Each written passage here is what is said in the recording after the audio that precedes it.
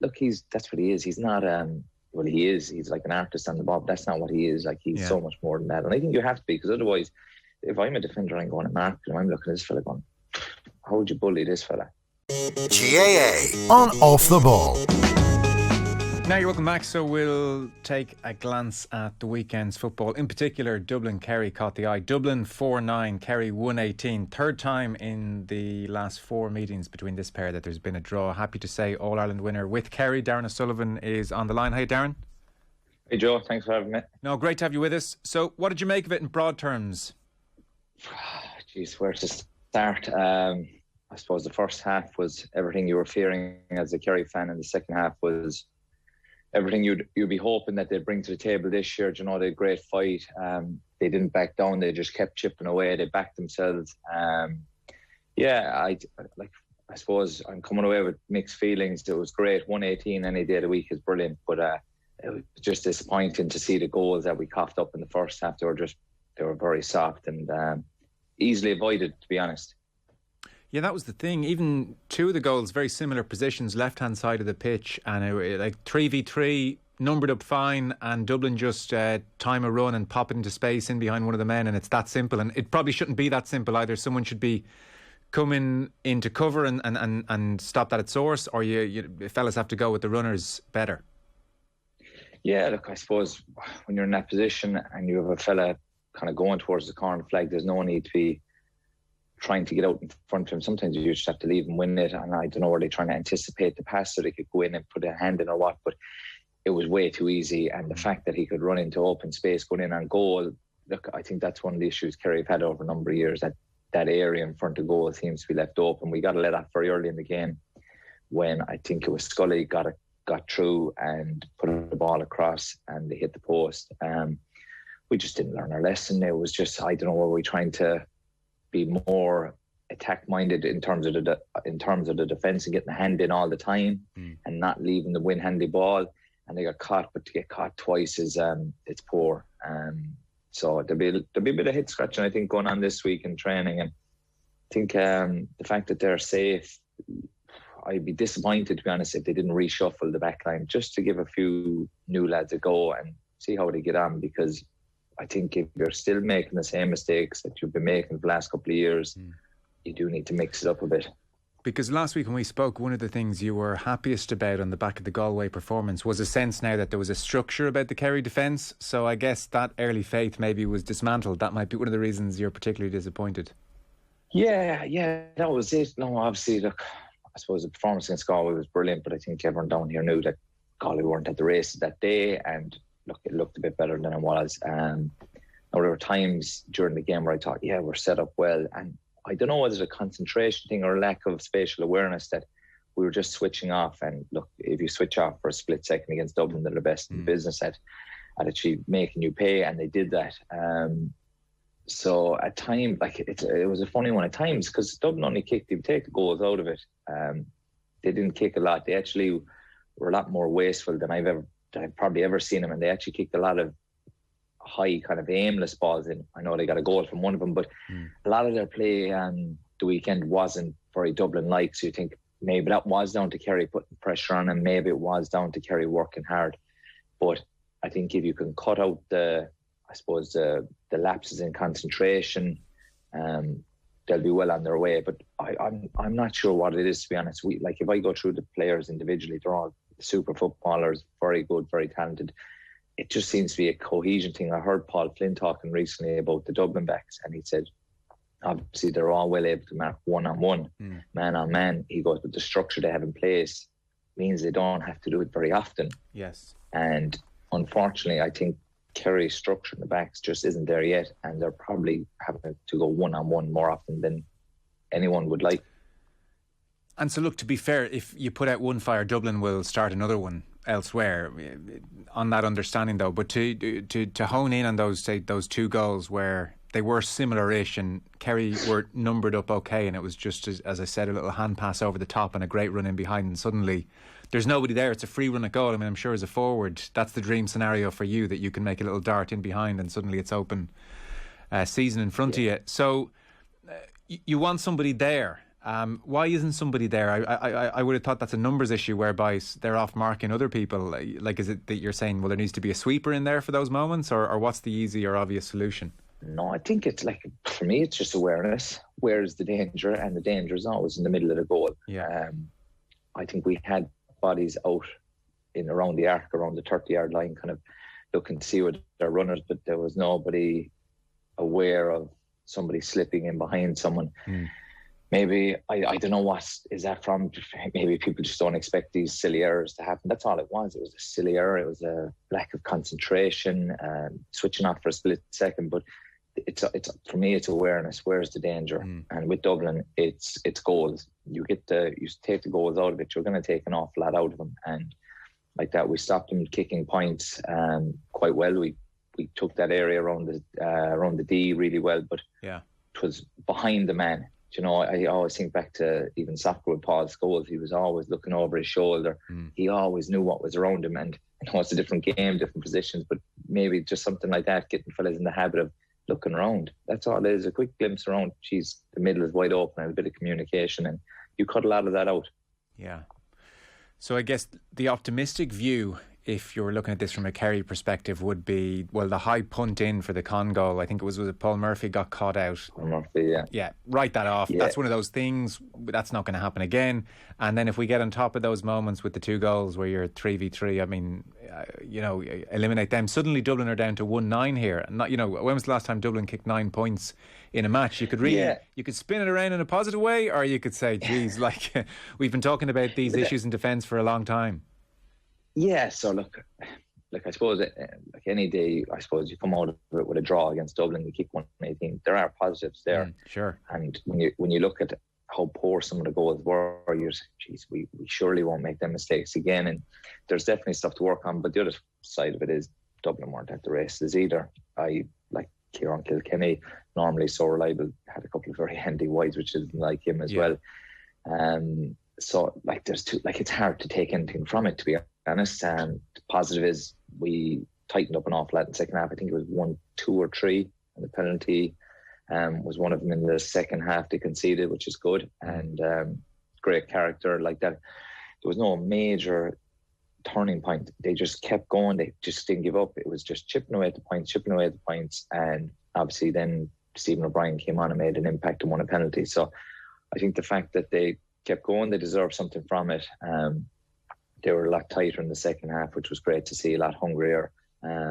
So there were positives, but I think at the same time, I think both teams are a bit below par, and so there'll be a lot more to come from both of them. Yeah, more tempo was Peter Keane's verdict on why it did improve in the second half. Kerry definitely got on top in the third quarter in particular. They won that 6-1. As you said, maybe a bit less passive. Got on top of the Dublin kick out quite well. Again, it's really hard to read into that. Is this some brilliant tactical shift that they can take into an All-Ireland final, or is it just, this is the league and you up-tempo a bit, you get maybe a bit more reward than you might get in a few months' time? Yeah, to be honest, I just genuinely, I don't think you take too much away. And right.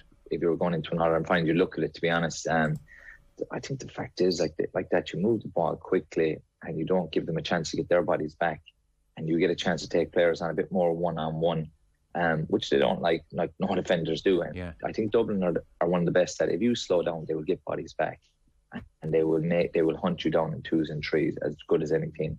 But if you move it fast, it's very hard to get bodies back. I think Kerry did that a lot quicker. They were slicker on the ball, and they were kick passing it a lot more accurately in the second half. So that all helped, and they were getting into the danger zone. And look, I think everyone football fan knows we have the forwards to cause anyone trouble. It's about getting the ball up to them as quickly as possible. I know, it's amazing really. Michael Fitzsimon's brilliant man marker, and you think he's doing an okay job on Clifford, and then you look and you realise Clifford's kicked 5 from play, 1-6 in total, had an incredible game really. The other thing which is really, it's not a new thing, I think it had emerged already, but the more you watch Clifford, and I sort of made this mistake with you, and I make this mistake with Kerry forwards in particular, because real Rolls Royce footballers, you kind of underestimate just how spiky they are and what winners they are. Just Clifford's got real needle in him, doesn't he? Like off the ball, he's happy to get in someone's face. He's a winner. He's not just out here and look at my technique and look at me floating over points. Like, he kind of likes a bit of dirty in there as well. Which is probably my favourite part about it, to be honest. It's I love seeing it. Look, that's what he is. He's not well, he is. He's like an artist on the ball. That's not what he is. Like, he's so much more than that. And I think you have to be, because otherwise, if I'm a defender and I'm going to mark him, I'm looking at this fella going, how would you bully this fella? He's 6 foot plus. He's getting stronger every week. He has all the skills in the world, and he has no problem going face to face with a fella, and he's going to look after himself just fine. And I think most of the best players who played the game had that spikiness to them. I think the fellas who were lacking that bit of spikiness were always maybe a level below, because they were easier to get at. So it was good to see those fellas trying to get in his face and stuff. And like that, he had a great game. He kicked 1-6, but he easily could have had 1-10 or 11. The left leg wasn't working as well as it normally does, but the right leg was on fire. So like that's a good sign of him. He kept chipping away. Like that, 1-6 and great game. But I've seen him play a lot better, and he just kept the head up, and I think it was a great sign of him. Yeah, he's not going to be bullied. It was interesting watching Brian Fenton sort of play higher up the pitch. So Mick Galvin was asked about this, and he was saying it's quite fluid with Brian. We just wanted to try and get him into different positions, ask different questions of the opposition. Nothing really too much to read into it, just trying out things at this time of the year. So again, that would really underline your point that this time of the year, be wary of reading too much into anything we're seeing right now. Like, I would put it to you, because Fenton is just so awesome, frankly. There is no chance come summertime he won't be lining out in midfield and told to go and do his thing. There's no, I can't imagine a possibility whereby they're thinking of some kind of switch with Fenton's positioning. No, look, there's no way you have a player like that. How many seasons is it now he hasn't lost the game in Championship, and he's been dominating midfield? You're not going to move that. But that's what the league is all about this year. It's trying out things just in case. Like, I don't think they'll ever start him outside midfield, but if he takes a knock and they don't want to take him off, it might be the case, look, he can do a job somewhere else and he mightn't have the same mileage to cover. So that's what it's about. It's about trying, like we've been playing Paul Gainey at number 12 for the last 2 games. Just about mixing things up, keeping things fresh, and trying to find as many different options throughout this league as they can. Yeah.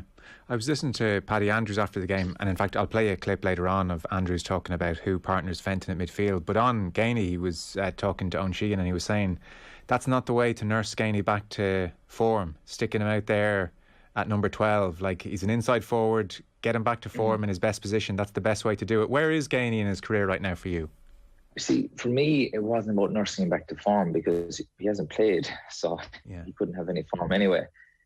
I thought it was a good call initially, was because I felt he could get mileage into the legs, get minutes into the legs, and I think if he was in the full forward line, it's very sharp, fast, sudden movements in the full forward line, and I think the body could break down doing that. Whereas I felt putting him out wing forward, he could be an option for kick out. He'd get a good mileage out there. He works hard. He's a good tackler, and it was a good way of getting him back into. Whereas I think if he was in the full forward line for the first game or two, like, everyone's 6 months, but Paul didn't play with Kerry last year, obviously, because it was a short season, whatever, and he was injured then for Dingle for a good bit. So he's very little football played. So I can see what Paddy's saying. If it was a form issue, but it's more of a fitness thing, as far as I can see. It's getting the minutes and the mileage into the legs again, and then the sharpness will come. I genuinely felt that if he'd started in the full forward line, where they have a lot of options, he'd have been pushing it. There's a lot of short, sharp twisting and turning, and that's when the body might break it down. On Dublin at midfield, so Paddy Andrews talking after the game and talking about Fenton's positioning, he was saying, like, Tom Lahiff we've seen in the last 2 games being trialled there. Obviously Michael Darran McCauley has retired. James McCarthy has been in the half-back line. Jack McCaffrey not around anymore. So Andrews was of the opinion, have a listen here, that there definitely is a vacancy at midfield as to who is going to partner Brian Fenton. Have a listen. And then what about Lahiff? Is he edging towards being the partner for Fenton in midfield? It's hard to know. That is, like, say, the Dublin team, he can probably name 12 or 13 of their starters straight off the bat. There is a gap for someone to play midfield with Brian Fenton, particularly with Michael Darran McCauley stepping away. it's James McCarthy has gone in there and played in the past. James is probably more comfortable himself playing in the half back line as well. There does seem to be a spot beside Fenton, and ultimately you want Brian Fenton if you're Dublin. Marauding forward, he's scoring 3-4 points a game. Whoever plays in that role beside him is going to be more of a defensive style of player. I thought Tom did quite well today, but I do think that it's probably a position that's up for grabs, and Dublin are trying out 2 or 3 different midfielders. I know they have new players in the squad as well, but that's definitely an area where Dublin are probably looking for someone to put their hand up and say, I'm going to be Brian Fenton's partner, let him off, and I suppose do the fancier stuff. Well, you're going to be in there grafting and trying to give Dublin a platform. Yeah, be interesting to see those new players he mentions coming through. Any obvious candidate in your book? I suppose like that, everyone, I would have been thinking James McCarthy as well, but I suppose with the players you mentioned missing, John Small going off with what looked like a hamstring injury, you never know what a hamstring, how long it's going to be. Maybe they'll want his presence back in the backs, but it's a difficult one now. To be fair, I wouldn't know much about the new guys coming into the panel. The Hiff has done all right the bit I've seen him. It could be interesting like that. Not many teams who throw the ball too much. So do you need 2 big men there? Probably not. So there could be maybe an unusual call to go there. Maybe like Paddy said, someone defensive that'll kind of sit and hold and leave Brian do the attacking part of his game, which is so effective for them. Yeah. To be fair, you could put me alongside Brian Fenton, they'd probably win midfield as well. You know, it's you're off to a good start. I guess if things get desperate, He's that good. If things get desperate, I mean, McCarthy can go in there. You know, there's always that as well. It's not a chronic issue. It's just an interesting one. Yeah, I think, do you know what, they get away with it for 90% of the games because most teams drop a couple of forwards back anyway. But it is the games now against, let's say, Donegal or a Kerry, where you think they will be playing 5 and 6 forwards up there, that you'll need as many of your better defenders back there. So that's where they'll probably come up against it. But like that, it's probably good for Dublin too to have these spaces up for grabs as well. It keeps everyone on their toes as well, and that just shows that the competition is there. And if a team is kind of set in stone, it gets a bit stale. So that's ominous signs for the rest of the teams around. It's going to be good competition, fellas chomping at the bit. They were relatively concerned about John Small, waiting to see the results of his scan, and the word from yesterday was Cluxton will come back towards the end of the league, and similarly Dean Rock will come back towards the end of the league. Who are Kerry waiting on? Are there any big guns I'm not thinking of to come back in and make a big difference, or was that largely Kerry at their best yesterday? More or less, Tom Sullivan into the backs. I imagine, obviously, the goalie situation, I'm not sure what's going on there. Yeah. More or less, that's it. Stephen O'Brien's back getting games and stuff. James Donoghue, not sure where he's at or if he can hit the form that we'd hope that he'd hit. But other than that, they're keeping the injuries fairly low key. I haven't really heard a whole pile, but as far as I can see, bar probably Tom O'Sullivan to come in, the goalie situation, I think that's more or less Kerry's strongest team or strongest squad. So sum this up for us then. Based on yesterday, and it's pretty clear you're definitely wary of reading too much into much of yesterday. Your optimism from a Kerry perspective that come championship time, maybe in an All-Ireland final when these two meet, what is that gap at the moment between the two sides? I think the gap is narrowing, and I think the fact that Kerry work hard for so many goals the weekend is a good thing. Right. Not great to see, but it's better to see it now than later on down the line. I just think that the weekend highlighted, even a below par Dublin, how much they can hurt you. So you can do an awful lot right, and if you switch off or you're not aware of your surroundings, you're gone. It's a goal. They will punish you, and they should have punished us more in the first half. So I think the gap is narrowing. Can we narrow it enough in the next couple of weeks? But I do think Dublin will be wary of Kerry going forward as well. And I think the fact that we kicked 118 could have kicked a lot more. The goal that was disallowed for the advantage rule. Obviously the forwards were kicking a lot of wides.